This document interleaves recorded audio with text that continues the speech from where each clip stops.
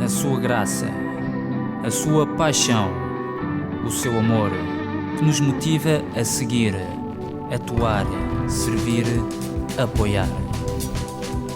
Mexe no nosso interior para viver, amar, alegrar e compartilhar.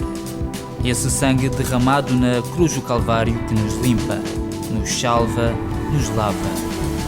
Jesus é o nosso Rei.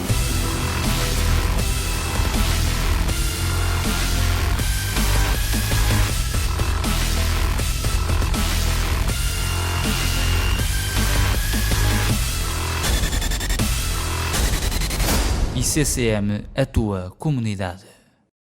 Amém. Via como na ilha de Lesbos e uma refugiada se ajoelhava em frente ao Papa a clamar por misericórdia e a pedir que fizesse alguma coisa por aquela situação dramática que parece ser reconhecida pela comunidade internacional, que é a situação mais dramática depois da Segunda Guerra Mundial. Também esta manhã via na BBC como terremotos estão a acontecer na América do Sul e mais à volta de 500 pessoas feridas, 77 mortos, e este tipo de situações acontecem. E muitas das vezes as pessoas continuam a lutar por aquilo que pretendem ter uma melhor vida, pretendem viver uma vida mais confortável, esquecendo-se do Deus Criador e do Deus Senhor, omnipotente e omnipresente. Amém? Isso não acontece somente naqueles que não creem, mas também acontece naqueles que creem. Amém? Por isso é sempre bom voltar o coração ao Senhor e fazê-lo de uma forma genuína, não às vezes como nós costumamos fazer de uma forma dramática, mas às vezes de uma forma mais pragmática e mais prática. Porque uma coisa que está patente nos Evangelhos é que Jesus Cristo e os seus discípulos foram bastante práticos. Sem sombra de dúvidas, foram práticos. Não amavam os púlpitos, nem os primeiros lugares das filacterias, senão que mais que nada dedicavam-se a um evangelho prático. Vamos entrar, eu queria convidar-te nesta manhã que continuássemos, não sei se te recordas, mas a última vez que estive aqui convosco, eu gosto de fazer exercícios mentais, porque tendo a maior parte das pessoas na Igreja de Cristo querem comer hambúrgueres, fast food, e travam-se nos seus pensamentos. Uma das características do ministério de Jesus é que ele fazia com que as pessoas pensassem. Utilizava situações dramáticas, dramatizava com histórias, contrarrestava com perguntas, para que as pessoas procurassem na alma as suas respostas e pudessem vir de encontro ao que realmente aquilo era a verdade, que era Ele que estava diante delas.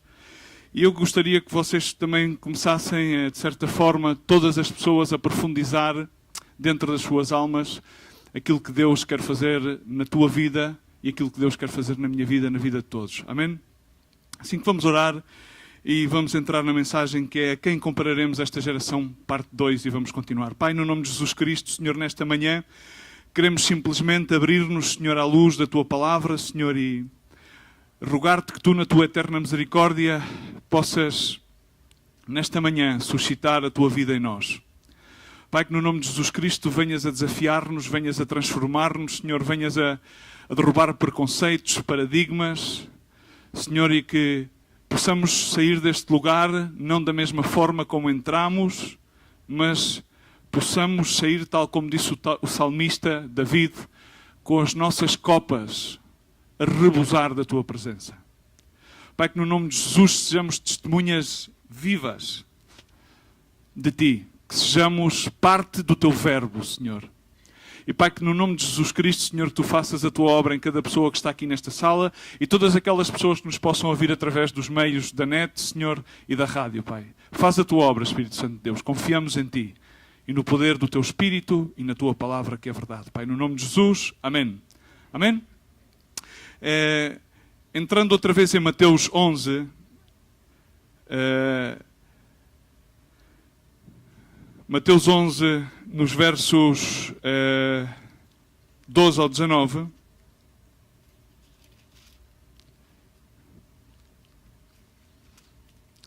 simplesmente para enquadrar-nos no título.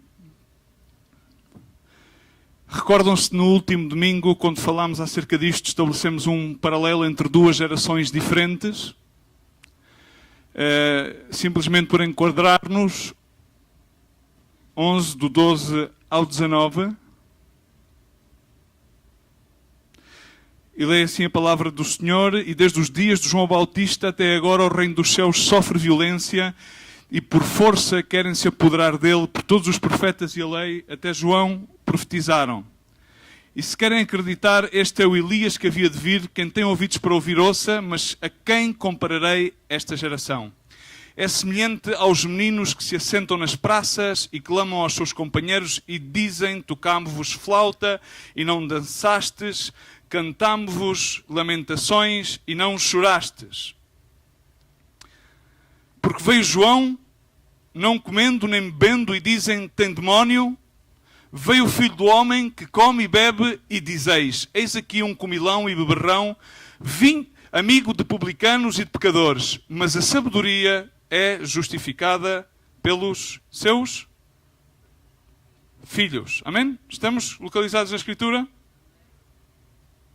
Estamos aí? Aqui estabelece um parâmetro de acordo com esta geração. Recordam-se que lemos da paráfrase de Eugene Peterson, a qual tem para mim uma descrição bastante mais enquadrada aos dias de hoje, à sociedade na qual vivemos hoje em dia, e diz, olhando para esse ângulo: João é o Elias que vocês esperavam chegar. Estão-me a ouvir, entendem aquilo que vos digo, com quem posso comparar esta geração? E começa a dar uma descrição no que diz respeito, por exemplo, ao verso 17, uma geração ao qual tocámos flauta e nem dançaste, mas diz assim a paráfrase bíblica de a mensagem redigida por Eugene Peterson: a pessoas que se comportam como crianças mimadas, reclamando dos pais, queremos pular a corda, mas vocês estão sempre cansados, queremos conversar, mas vocês estão sempre ocupados. João veio joando e foi chamado louco. Eu cheguei de Jesus Cristo, eu cheguei festejando e chamaram-me de beberrão, amigo da ralé, mas simplesmente para enquadrar-nos nas Escrituras. Em Mateus 11, 19, podemos ver uma geração que é uma geração imatura, uma geração à qual Jesus Cristo veio e rejeitou. Ele veio aos seus, mas no entanto rejeitaram. Nomeadamente também biblicamente são chamadas pessoas de duplo ânimo, inconstantes em todos os seus caminhos. Também meninos levados todos os ventos de doutrina, também chama-lhe assim Santiago. A palavra também, aqui em Eugene Peterson, gosto muito de ver meninos mimados, uma geração mimada. Uma geração que recebe todo o tipo de mensagem, recebe a mensagem de João e não a aceita, mas a mensagem é uma mensagem de chamado ao arrependimento. Recordam-se disto? Simplesmente eu quero enquadrar a mensagem. Recordam-se? Recebem a mensagem do chamamento, do chamado ao arrependimento. A mensagem de João Bautista, que vem preparar o caminho, diz: arrependei-vos, geração de víboras, porque eis aqui que o reino dos céus se acercou a vós. Esta mesma mensagem foi a mensagem do início do ministério de Jesus. E é continuamente, porque os primeiros frutos são os frutos dignos de arrependimento. Isto é o que nos ensina a palavra de Deus. Amém? Estamos aqui, irmãos. Esta geração mimada, que é uma geração que continuamente recebe, que tem todos os conforres, que nunca como nos dias de hoje, nunca como nos dias de hoje, houve uma plataforma evangélica, cristã, para fazê-lo de forma transversal, tão dinâmica, tão efetiva e perspicaz para levar a mensagem. Mas ainda assim, dentro das próprias igrejas, denominações, continua a haver uma geração que é exatamente igual à geração dos judeus fariseus, saduceus também, que não receberam a mensagem para a qual lhes foi enviada. Alguns deles ficavam pasmados, alguns deles ficavam admirados, alguns deles chegaram a reconhecer, provavelmente em Jesus Cristo, que ele tinha que ser profeta, ou que viria inclusive da parte de Deus, mas não foram capazes de encapsular. Era uma geração mimada, recebiam certas e determinadas equações, recebiam o impacto, mas no entanto nunca estavam satisfeitos. Faz-me recordar uma canção muito conhecida, não é cristã, é do mundo, mas é patente do coração humano. I can get no satisfaction. I can get no satisfaction, but I try. Este é o epicentro do coração humano. Continuamente a procurar uma satisfação. Uma satisfação que a procuram muitas das vezes na religião, na tradição. Assim aconteceu continuamente. Este tipo de geração mimada, que fosse o que fosse, tinham sempre alguma coisa por que reclamar. Tinham dificuldade em receber a mensagem. Uma geração que estava cheia de preconceitos e de prejuízos. Rejeitaram ao Verbo feito carne. E assim hoje em dia há muita gente que fica impactada com a mensagem, impactada por ouvir certas e determinadas posições da palavra, mas no entanto tem um conflito em receber o epicentro total da mensagem. Aquele que não toma a cruz e se nega a si mesmo e me segue e vem em pós de mim, não pode ser meu discípulo.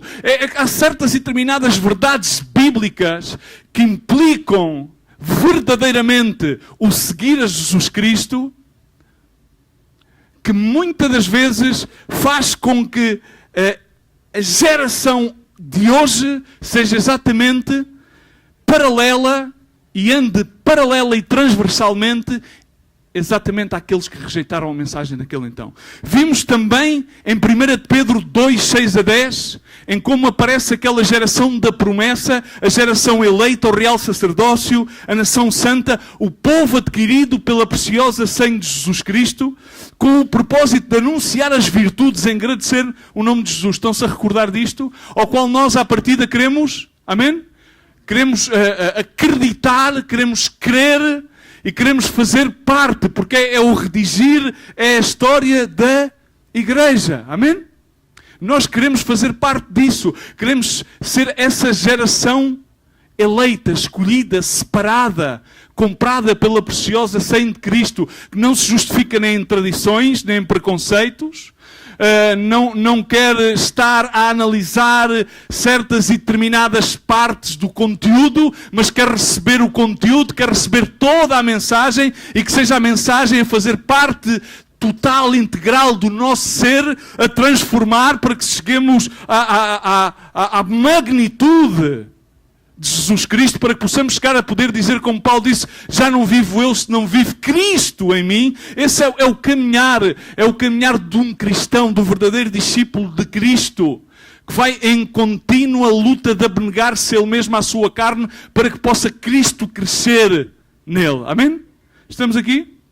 Vimos também que independentemente de quais sejam as nossas circunstâncias, as nossas lutas, as nossas dificuldades, há sempre uma password para estarmos na presença de Deus. Porque essa geração eleita, esse real sacerdócio, essa nação santa, esse povo adquirido, tem que engrandecer o nome, anunciar as virtudes daquele que o chamou das trevas à sua maravilhosa luz, e isso é nada mais, nada menos que através daquilo que professamos pela nossa boca. E aquilo que professamos pela nossa boca é aquilo que está dentro do nosso coração. E não somente há que parecer ser, não somente há que levar aqueles autocolantes e dizer que o meu Senhor é um judeu carpinteiro. My Lord is a Jewish carpenter. Porque está bem, esses slogans estão bonitos. Estamos aqui? Em vez de ser a t-shirt do YouTube, You Need to Be Saved, estão porreiras essas t-shirts. Mas não é necessário só parecer ser, mas é essencial ser. Amém? É uma questão essencial. Que sejamos filhos de Deus. Mas para isso, em todas as circunstâncias, o salmista dizia no Salmo 34:1, e eu optei por esta versão bíblica: bendirei o Senhor em todo o tempo, e os meus lábios sempre o louvarão. É que há uma password para estar na presença de Deus. E o salmista David, o homem tinha o coração conforme ao de Deus, apesar que na sua história, na sua peregrinação, tivesse cometido enormes erros e sofrido com consequências tangentes reais na sua vida, na vida da sua família. Ele não perdeu a graça de Deus. Foi necessário em certas e determinadas alturas da sua vida humilhar-se, sofrer a correção, a admoestação da parte do Senhor. Mas ele, em todo o tempo, ele bendizia o Senhor, louvava, havia sempre um louvor nos seus lábios para o nome de Deus, amém? Para o nome de Javé. E no Salmo 100, no verso 4, diz comigo, entrai pelas suas portas. Eu não sei como é que entraste esta manhã aqui. Entrai pelas suas portas com a ação de graças. E em seus átrios, nos átrios de Deus, com louvor, dá-lhe graças e bendizei o seu nome. No verso 5 diz da seguinte maneira: porque o Senhor é bom. Significa, diz comigo, o Senhor é bom. O Senhor é bom quando eu estou deprimido. Ele continua a ser bom. O Senhor é bom quando eu estou angustiado. Ele é bom. O Senhor é bom quando eu estou a passar uma prova. Ele é bom. Ele não deixa de ser bom, seja qualquer seja as minhas circunstâncias. Amém? Ele é o mesmo Deus e Ele continua a ser bom. E a sua benignidade dura para sempre. Bendizei o seu nome, Ele é bom. A sua benignidade dura para sempre. E diz o Salmo desta seguinte maneira: e a sua fidelidade, repete comigo, e a sua fidelidade de geração em geração. De geração em geração. Então, independentemente de quais sejam as nossas circunstâncias, a essência de Deus não muda. Passem as gerações que passem. Ele continua a ser sempre o mesmo Deus, bom, cheio de benignidade. Mas a password para que nós estejamos na sua presença é qual? Qual é? Ação de graças e louvar. E o que é louvar a Deus? Que aqui também é um tema que eu não estou a falar acerca do louvor, mas louvar a Deus é nada mais nem nada menos que engrandecer o nome de Deus. Engrandecer o nome de Deus. É que nos dissipemos nós mesmos e simplesmente seja o seu nome a ser magnificado. A palavra correta é magnificar. Engrandecer, que vai diretamente a esta palavra de abençoar, bendizer o seu santo nome. Amém? Mas muitas das vezes nós não conseguimos entender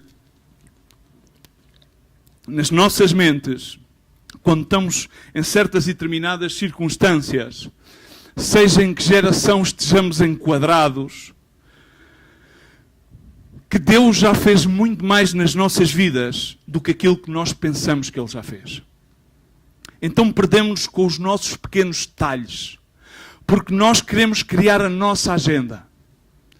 E tenho vindo a dar conta, ao longo do tempo, que caímos num erro, inclusive é aqueles quando estamos ao serviço do ministério.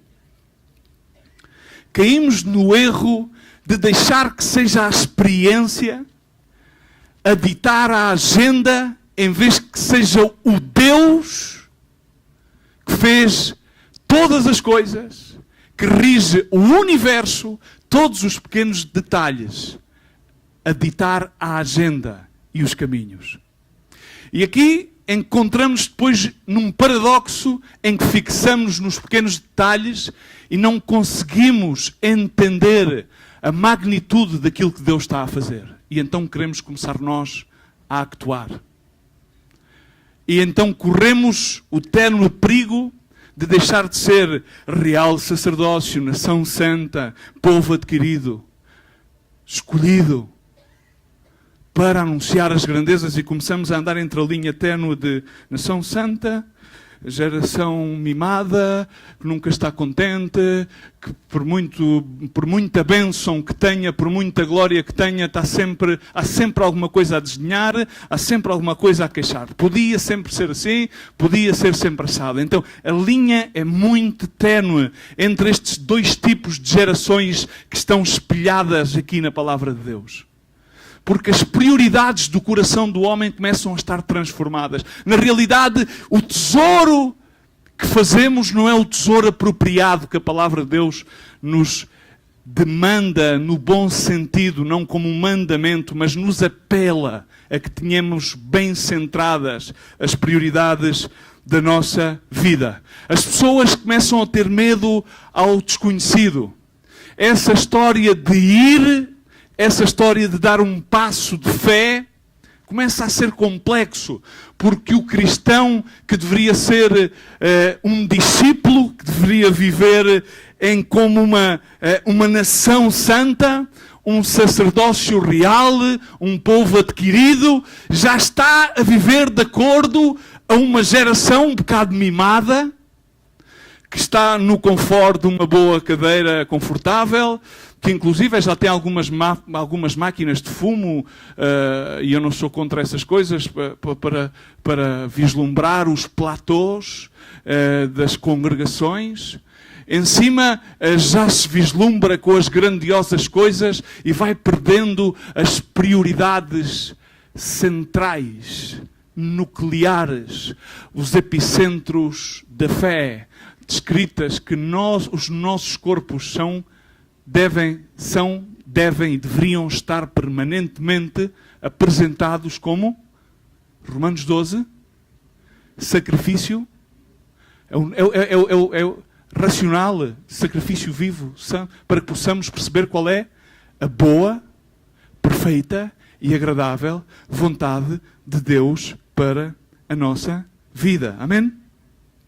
Assim que começamos a vislumbrar-nos por aquilo que se vê. E já Paulo escrevia aos Coríntios, dizendo desta forma, em 2 Coríntios 4:18, assim fixamos os olhos, escolhemos ver, escolhemos colocar a nossa vista, escolhemos ver, não aquilo que se vê, aparentemente, não aquilo que é visível, pois o que se vê é perecederо, é perecível, é transitório. Significa está e deixa de estar. Existe, mas deixa de existir. Mas sim, o que não se vê, porque o que não se vê é eterno. O que não se vê é eterno. Mas nós enchemos os nossos olhos, enchemos a nossa alma, enchemos o nosso coração com tudo aquilo que se vê. Não estamos dispostos a abdicar de vislumbrar-nos com aquilo que é visível, palpável e que é sensorial. Falei acerca de sentir a Deus. Mesmo quando não o sentimos, Ele está aqui. E quando não o sentes, o problema não é que Ele não esteja. O problema está em ti. Porque Deus não é uma questão de que se sinta ou que não se sinta. É uma questão de que tu lhe creias ou não lhe creias. É uma questão de que tu te rendas a Ele ou não te rendas a Ele. Jesus Cristo não sentiu de ir à cruz e disse, eu sinto de entregar-me, eu sinto de ir ao Getsemani e aí ser entregado, ser traído por Judas. Eu sinto de que me batam, que me traiam. Eu sinto. Ele foi entregue e diz a palavra de Deus, ele sofreu. Ele foi obediente à morte e morte de cruz. Não porque o sentiu, senão porque ele obedeceu. E isso é uma decisão feita em base ao desígnio da vontade de Deus, desde antes da fundação da terra. Amém? Essa vontade tinha que se cumprir de uma forma ou de outra. E na nossa vida, ao fim e ao cabo, há muitas coisas transitórias. Mas, nomeadamente, nós perdemos-nos no que é transitório. Centramos grande parte dos nossos esforços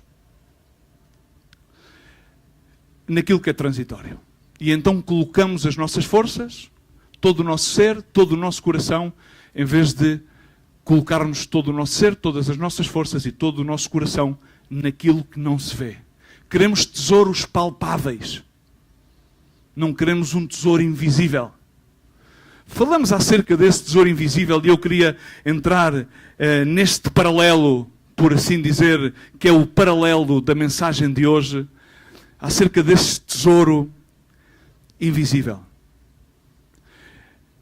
Dando por entrada a história de Marcos 7, não faz falta que abrimos a Bíblia, creio que quase todos nós conhecemos de sobra esta história, quando Jesus é confrontado, é provado acerca com os fariseus, está em Marcos, também está em Mateus, porque os seus discípulos ao comer não lavavam as mãos.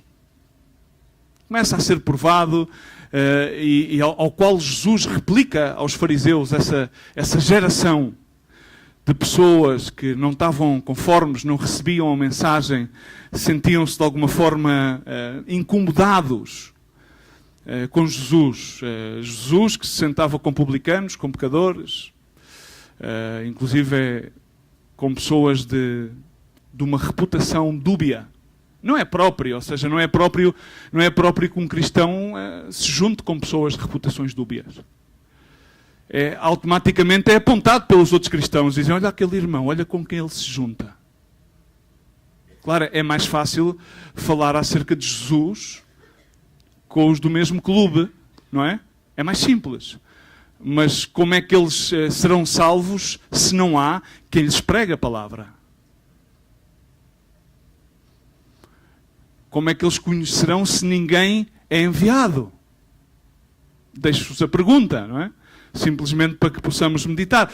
Ao qual Jesus lhes contrapõe, porque realmente eles estavam a fazer de uma tradição que era uma tradição deles, um mandamento, e estavam a transgredir um mandamento que era o mandamento de honrar o pai e a mãe, porque eles então diziam àquelas pessoas, bom, honra o pai e a tua mãe, mas quando eles já são mais anciãos, agarra, traz as propriedades e apresenta-os como uma oferta. Então, Jesus, de certa forma, começa por apresentar-lhes que eles faziam de uma tradição, que não era um mandamento de Deus, não era um mandamento da lei mosaica, faziam de uma tradição um mandamento. Simplesmente que eles tinham unicamente a superstição de que tinham que lavar as mãos, não vá ser que pairasse sobre eles um mau espírito e depois pudessem ser assolados sobre esse mau espírito. Então eles antes de comer tinham que lavar as mãos. Esse era o motivo pelo qual tradicionalmente os fariseus, antes de partirem o pão, lavavam as mãos.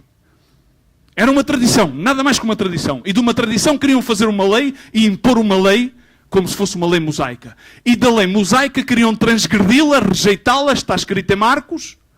Queriam rejeitá-la simplesmente para que pudessem trazer ofertas ao altar. Similarmente, como muitas vezes aparecem certas e determinadas práticas religiosas em muitas denominações para justificar simplesmente com que ofertem desenfreadamente. Há coisas que são abominações terríveis. E Jesus, de uma forma muito prática, abordou-os, imagino, com maior mansidão e com maior amor, começando por lhes dizer, na realidade, que não era aquilo que entrava pela boca do homem que o contaminava, mas sim aquilo que saía pela boca do homem. E mais à frente, começa a explicar aos seus discípulos que aquilo que procedia do coração do homem, sim, é que contaminaria. Aquilo que procede do coração, e começava a dizer, porque aquilo que procede do coração, e começa a dar uma lista muito grande, falando de idolatrias, falando de dolo, mas quero-me centrar numa palavra que está escrita no verso 22 de Marcos 7, 22. Se alguém o coloca ali assim. Porque do coração do homem precedem os maus pensamentos, idolatrias, enfim, vários. Se alguém pudesse colocar Marcos 7, verso 22 ali em cima. Mas eu quero maldades, dolo, é uma lista. Mas eu quero me centrar aqui. Podem-me dizer o que é que está ali escrito? Bem alto. A primeira palavra, depois de digam? Mas não, ouve-se mal. Será porque eu tenho aqui amplificação? Alguém me consegue definir a cobiça?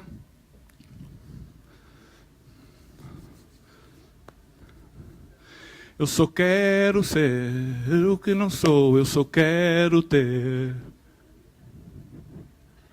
Hã? Não, a inveja vem a seguir. A cobiça é diferente da inveja. A cobiça é o fervilhar da panela. A cobiça. Nós podemos ter... se me derem... Eu não vou terminar... a cobiça, nós podemos ter a melhor coisa do mundo, não é? Podemos estar abençoados, mas o que é a cobiça? A cobiça leva-nos a não reconhecer o que nós temos e a querer sempre o que os outros têm. Leva-nos a ficar cegos àquilo que nós temos e a querer sempre anelar, a desejar, ficar obcecados com o que outros têm. Uma prática muito comum, por exemplo, na nossa nação lusa, que o devemos ter impregnado em muitas outras culturas pelas quais andamos, por o mundo fora, é que, por exemplo, numa rua onde vivem várias famílias, quando uma família se lembra de trocar de carro, é um fenómeno incrível, porque passado semanas e meses toda a gente começa a trocar de carro. Se ninguém trocar de carro, então ninguém troca de carro. Mas basta que um troque de carro, para que automaticamente naquela rua comecem todos a trocar de carro. Isso é fruto da raiz da cobiça. A palavra de Deus ensina-nos que a raiz de todos os males é...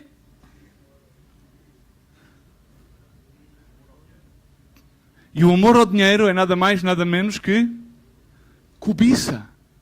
Porque o amor ao dinheiro é o que nos permite obter aquilo que de uma forma obcecada queremos. Porque, repara uma coisa, tendo aquilo que tu tens, que Deus te permite que tu tenhas, que Deus te permite usufruir na tua vida, não te satisfaz.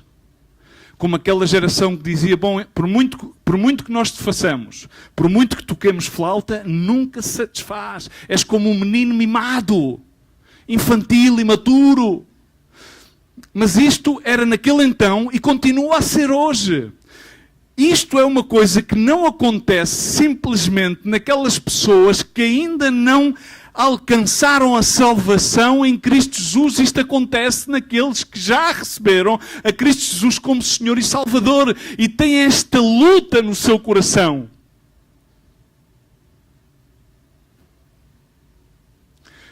Eu estou aqui, mas aquele ministério.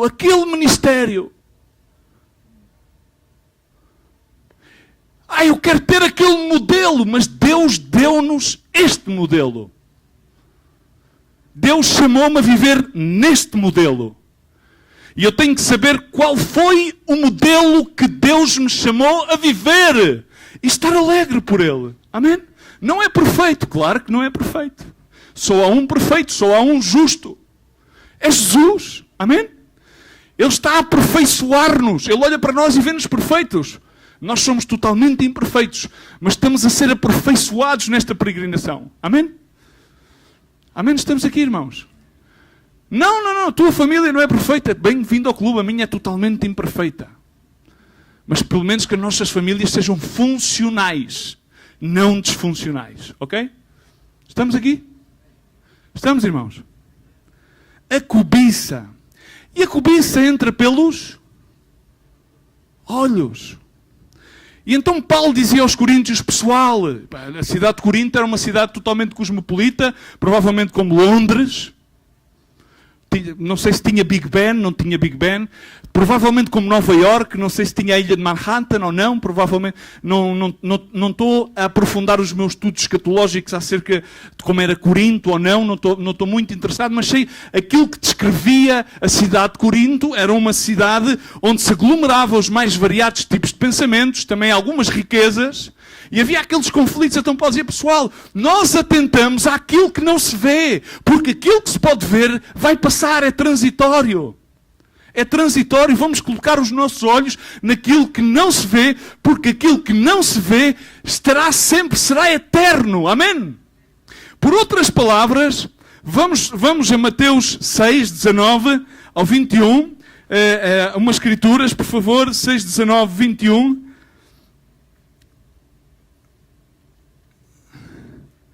Diz, não junteis tesouros na terra, onde a traça e a ferrugem consomem, os ladrões minam e roubam, mas juntai tesouros no céu, onde nem a traça nem a ferrugem consomem, onde os ladrões não minam nem roubam, porque onde estiver o vosso coração, aí, onde estiver o vosso tesouro, aí também estará o vosso coração. Amém?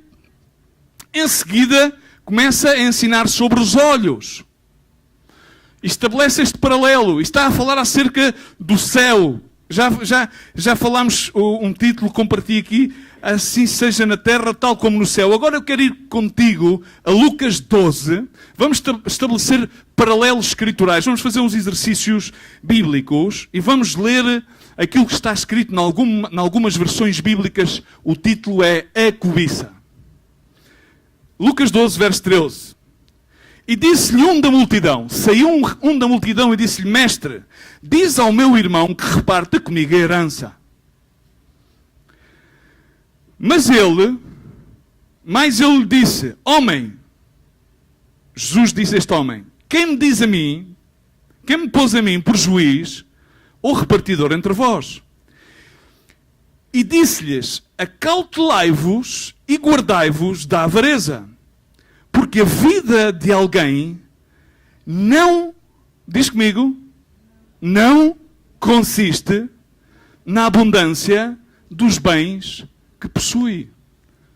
Podemos parar por um segundo?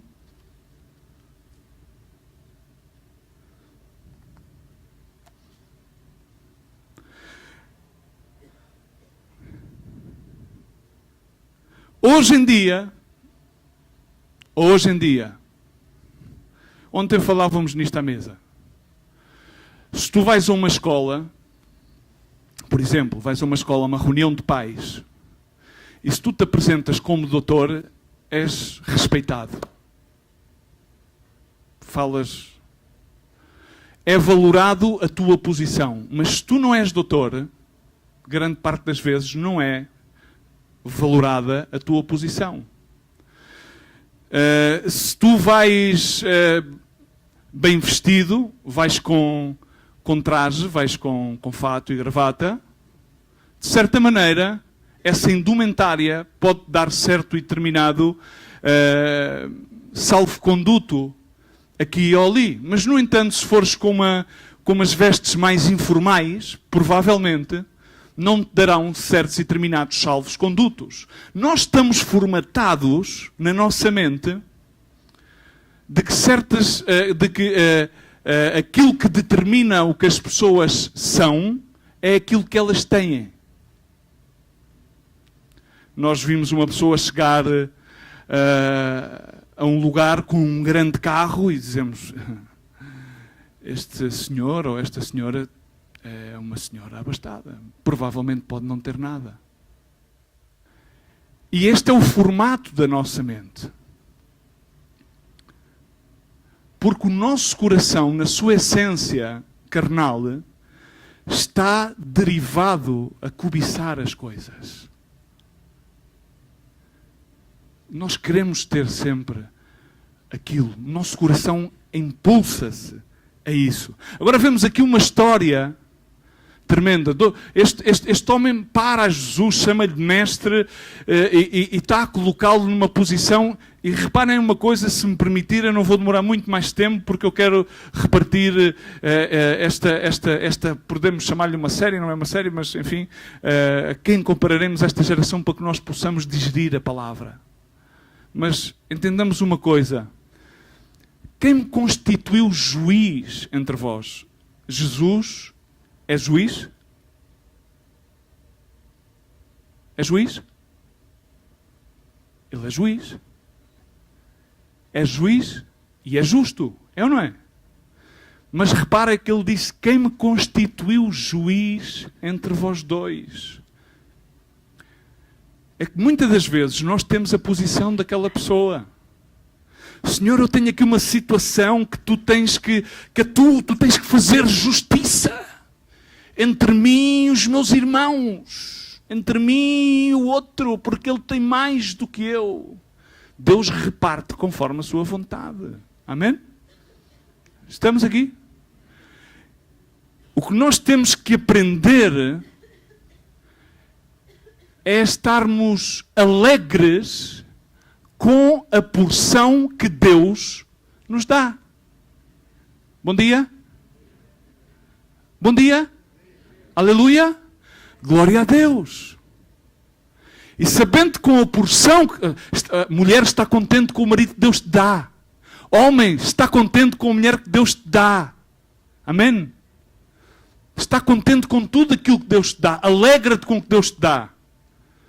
Alegra-te com os privilégios que Deus te permite que tu vivas, inclusive com as provações e com as tribulações, porque em todas as coisas nós devemos alegrar-nos. Amém? Quando nós temos esta abordagem, estamos a afastar do nosso coração a raiz determinada que existe em todo o ser humano, a cobiçar aquilo que não é próprio, nem é determinado por Deus que seja nosso. E então, cumpre-se a Escritura de buscar primeiramente o reino de Deus e a sua justiça, e todas as demais coisas vos virão por acréscimo. Mas virão porque é Ele a fonte daquilo que virá. Não somos nós que decretamos, como alguns que andam por aí a decretar, aquilo que há de vir ou aquilo que há de ser. É a sua justiça que irá decretar, irá abençoar. E então, se temos esta abordagem na vida, estamos a começar a sacrificar no altar de Deus, a queimar com o seu fogo aquilo que é necessário queimar, que é a raiz de cobiça que existe no coração do ser humano. Então começamos a colocar em perspectiva o tesouro. O tesouro começa a ser realmente Jesus. O tesouro começa a ser realmente aquilo que não se vê, mas é eterno. Aquilo que ninguém pode roubar, porque não estamos condicionados com as posses. Não estamos condicionados com o status social ou com os conceitos ou preconceitos que existem aqui neste globo terráqueo que é apenas passageiro. Porque sabemos que não temos morada aqui. A nossa morada é eterna. Então a nossa vida começa a ter uma perspectiva completamente diferente. Jesus, a abordagem dele a este homem foi que ele em seguida começa a contar-lhe a história de um homem nécio rico. Um homem nécio rico que tinha propriedades e começou a contar-lhes que tinha uma herdade e começou a produzir com abundância. E ele o que fez foi que ao produzir mais e mais e mais, ele destruiu os seus armazéns e construiu armazéns maiores, maiores armários, maiores casas, maiores templos. Maiores templos, mais templos, mais templos. E começou a pôr tudo aquilo lá. Mas diz que então, ao fim da história, diz: esta noite, virão por a tua alma. E o final dessa história, que Jesus conta, diz: Mas disse-lhe Deus: louco, esta noite te pedirão a tua alma, e o que tens preparado para quem será? Assim é aquele que para si junta tesouro, não é rico para com Deus. Então vejamos nós mesmos quais são os objetivos, onde é que nós estamos a dirigir-nos na nossa vida e na nossa relação pessoal com Deus. O que é que estamos a atesourar? O que é que o nosso ministério, o que é que o nosso serviço está a fazer? Quais são as nossas prioridades? Como é que priorizamos o nosso serviço ao Senhor? Como é que o fazemos? O jovem rico foi ao Senhor e ele cumpria com todas as Escrituras e então entrou num conflito tremendo porque ele disse, pois então vai, vende tudo, dá aos pobres. E qual é que foi a reação? Não pôde. E qual é que foi a consequência? Como é que isto impactou nos seus discípulos? Alguém que me ajude. Qual foi o impacto da reação do jovem rico aos discípulos de Jesus? Qual foi? Coisa difícil, será? Coisa difícil. Ficaram impactados. E Jesus começou-lhes então a explicar que afinal não era assim. Ficaram impactados. Porque estavam a ter uma perspectiva meramente a valorar aquilo que estava à frente. Uma perspectiva de coração humano que estava simplesmente a determinar aquilo que estava diante dos seus olhos. É que nós consideramos tesouro e valoramos coisas que realmente não têm nenhum valor para Deus. Será que podemos pensar, por exemplo, que o tempo é um tesouro? Será que o tempo é tesouro? É tesouro o tempo para ti? A cada 24 horas há centenas de milhares de oportunidades que temos para engrandecer o nome de Deus. É um tesouro. O tempo é um tesouro. Mas nós, no entanto, valorizamos outras coisas mais do que o tempo. Não estamos em perspectiva. O tempo é um grande tesouro. Ademais, a palavra de Deus ensina que Deus tudo faz a seu tempo. Tudo o que é de Deus tem um tempo, diz comigo, determinado. E se nós começamos a ter o tempo como tesouro, aprendemos a estar em perspectiva. O tempo pode ser um tesouro, por exemplo. Mas as pessoas, o que é que as pessoas consideram em tesouro? A conta bancária? Sim ou não?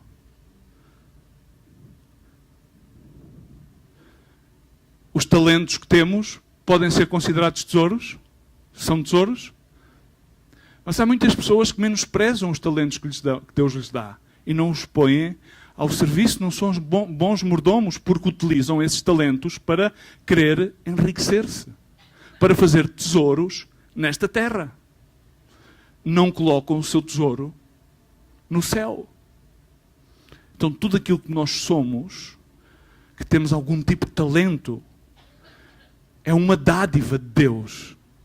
É um tesouro. E isso é para colocá-lo ao serviço do reino de Deus, para colocarmos então todo o nosso ser em perspectiva no tesouro do céu. Estamos aqui, irmãos?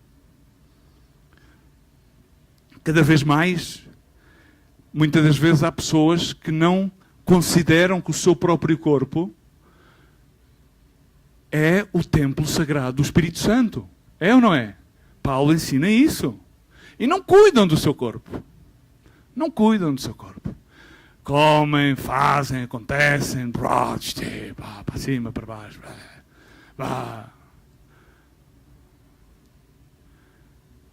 E a palavra de Deus ensina, Paulo ensina acerca disto. Que ele zela por nós. Ele tem zelo santo por nós. Ele zela, porque é aí onde ele habita, no seu templo sagrado, e não pode haver. Então muitas pessoas, inclusive, auspiciam sentimentos que não são adequados no seu corpo, na sua mente. E é aí onde Deus tem que habitar. Deus não pode habitar numa casa que está desordenada, que está suja. Não pode.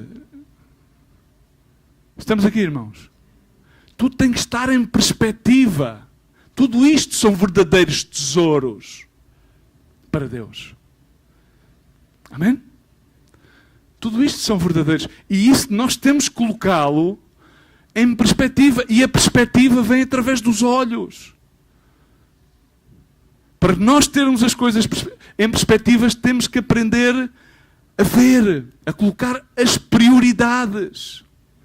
Quando a palavra fala acerca de ter olhos bons, está a falar acerca de termos olhos que são objetivos, que não estão dispersos.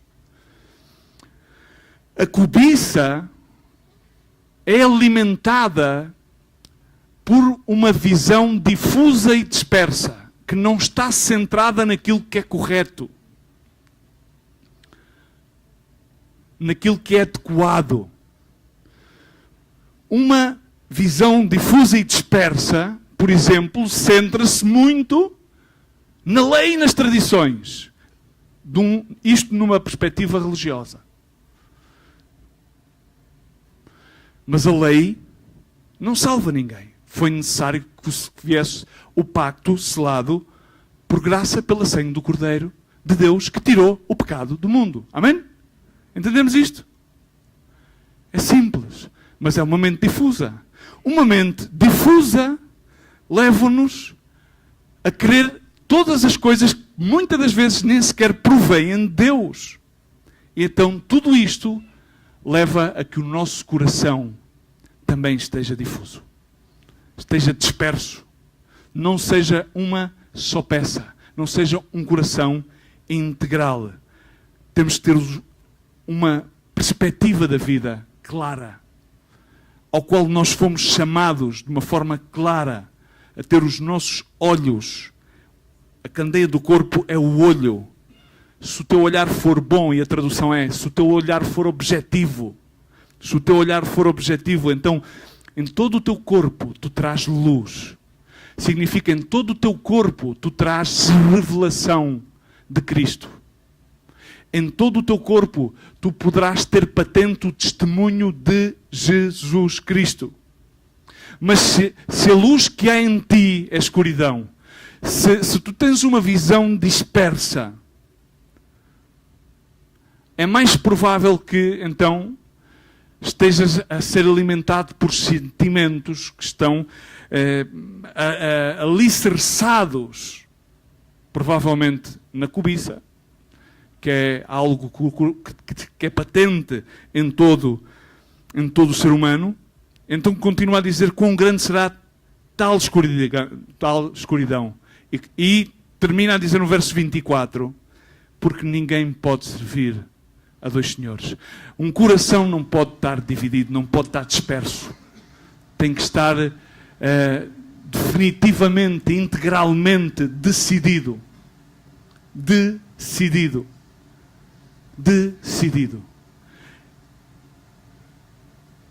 A questão sempre que se põe, e termino sempre como comecei, com a pergunta inicial: a quem compararemos esta geração?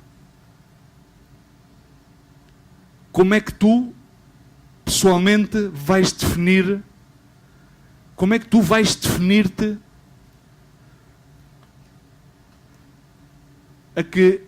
com que geração é que tu te vais identificar? Com a geração que está a transparecer em Mateus 11, que não, uma geração que de certa maneira é uma geração mimada, que não recebe a mensagem, que sim, que está bem, ok, está tudo muito bem, há coisas que são muito impactantes, sim, Jesus existe, sim, muitas coisas, mas sim, Jesus foi enviado, João Bautista está muito bem, mas continuamente te queixas, continuamente tens uma dificuldade, ou vais render todo o teu ser, decidir-te por teres objetividade na tua forma de viver. Deixar de parecer para passar a ser é uma coisa muito importante. É deixar de parecer para passar a ser. E então, sempre parecer aquilo que se é. E vais a passar a ser parte integrante daquilo que está transcrito em 1 Pedro, capítulo 2, versos 6 ao 10. Uma geração que é eleita, que é um real sacerdócio, que é uma nação santa, que é um povo adquirido por Deus, que tem como propósito, e esse propósito vem sempre para mim como o supremo propósito bíblico. Esse propósito não é com que façamos maiores graneiros, maiores armazéns. É que assim prosperemos todas as coisas, tal como o apóstolo João escreve a carta, claro que sim. Mas Jesus chegou-se aos seus discípulos e deixou-lhes algo muito patente. E não foi que fizéssemos maiores templos, nem maiores infraestruturas, que são necessárias, evidentemente, mas não são o epicentro. Deixou-lhes algo muito patente. Se nós nos identificamos com uma geração eleita, com um real sacerdócio, com uma nação santa, com um povo adquirido por Deus, que fomos chamados para anunciar as grandezas daquele que nos sacou das trevas à sua maravilhosa luz, então estamos centrados, como dizia o salmista em versículo 34, bendizer o seu nome em todo o tempo e ter sempre nos nossos lábios um louvor, entrar pelos seus átrios em ação de graças com louvor, glória a Deus, porque a sua benignidade dura para sempre e é anunciada de geração em geração. Então aqui está o grande desafio que foi deixado por Jesus, continua a ser sempre o mesmo desafio, não mudou. Não há outra forma de interpretá-lo, não há outra forma de transcrevê-lo, mas é sempre o mesmo desafio. Ele disse, toda a autoridade me é dada no céu como na terra. Disse isto de uma patente, todo poder, nesta versão bíblica diz todo poder, mas na realidade diz toda a autoridade, toda a dunamis, poder executivo, poder em execução. Portanto, ide. Não disse, portanto, fazei templos.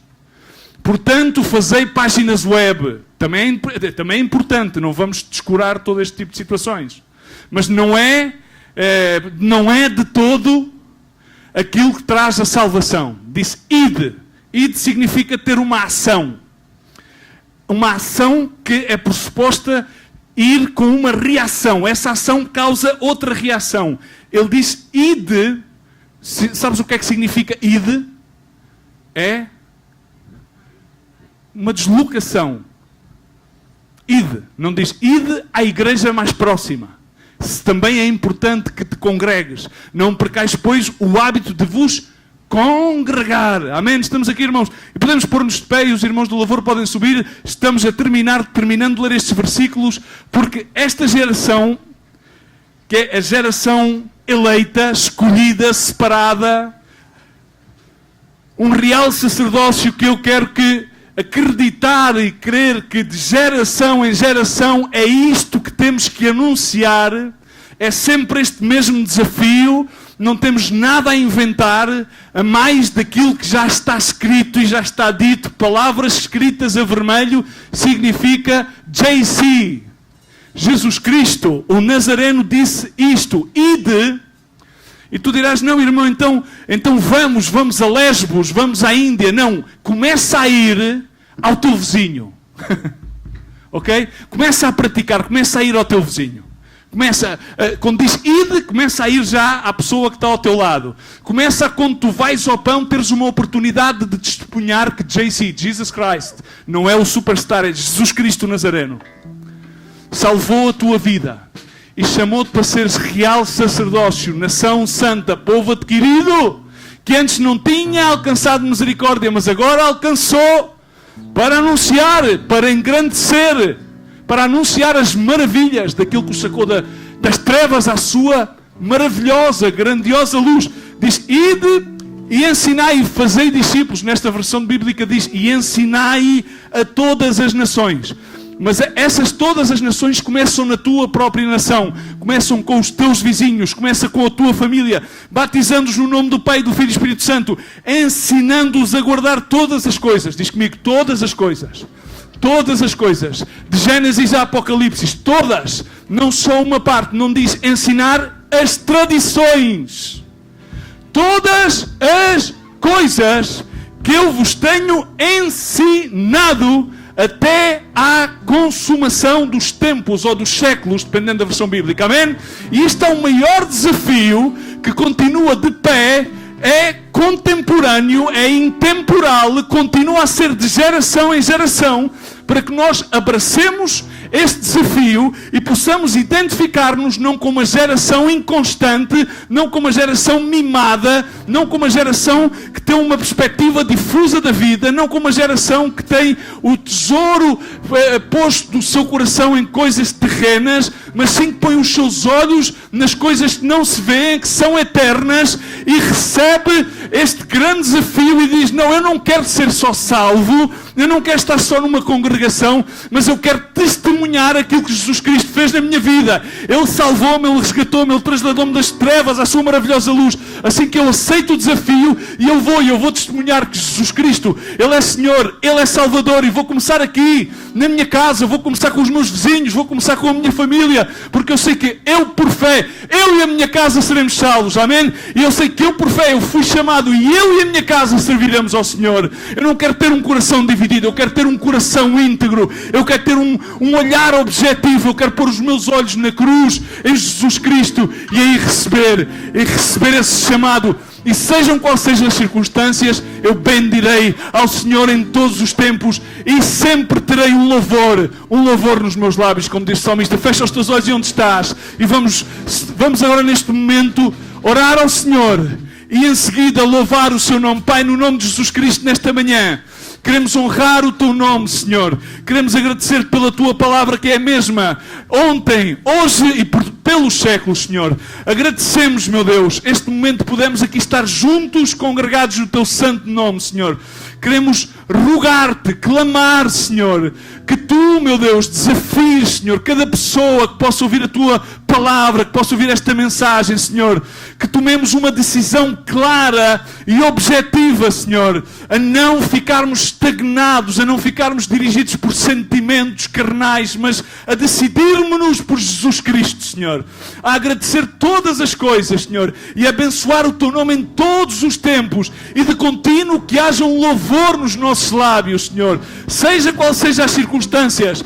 Tu és bom, e a tua fidelidade e a tua benignidade é para sempre, de geração em geração. E de geração em geração, de contínuo, Senhor, o teu desafio continua a ser o mesmo, Senhor. A que haja uma igreja ativa, que se levante, Senhor, e que vá, e que anuncie as grandes maravilhas que tens feito e que estás a fazer, Pai. No nome de Jesus te agradecemos, louvamos o teu nome nesta manhã, que é sobre todo o nome. Obrigado, Pai, no nome do Pai, do Filho e do Espírito Santo, que nesta manhã seja agradecido o nome de Jesus Cristo. Amém e amém. Dá um forte aplauso ao Senhor e louva o seu nome, Pai, no nome de Jesus.